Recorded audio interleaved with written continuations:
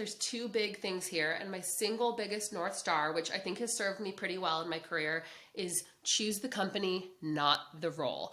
I'll start with the problem statement here. I so often see people chasing, VPs of sales titles at a 10-person company that, ends up oftentimes going nowhere. It is so important to choose that rocket ship and, hitch your wagon to it, hitch your saddle, and join on with that rocket ship.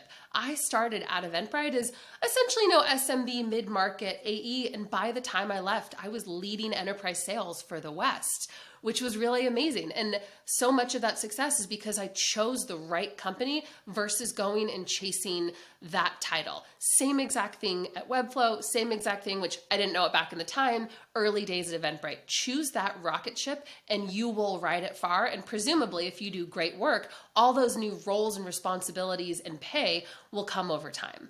The other thing that I advise the candidates to do, which is probably the single biggest mistake, is that you see candidates chasing OTE and equity without knowing really what's behind either of them. I'll give you some tangible examples here.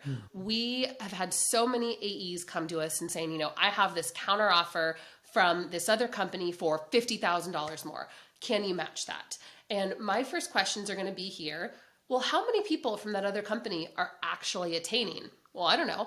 Well, what's the quota that you're going to be, given for this 300K OTE? Because usually there's always a quota to OTE ratio behind the scenes.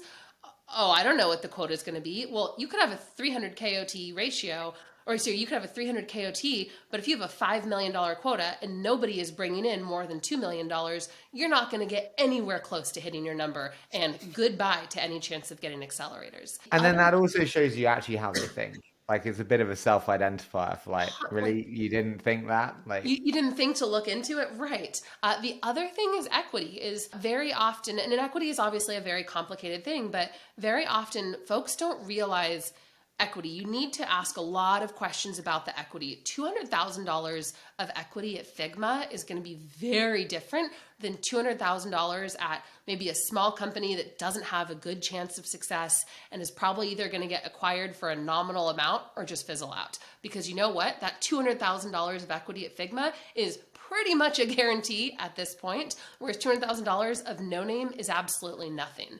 And so it's so important to understand the components of equity, the fair market value, the strike price.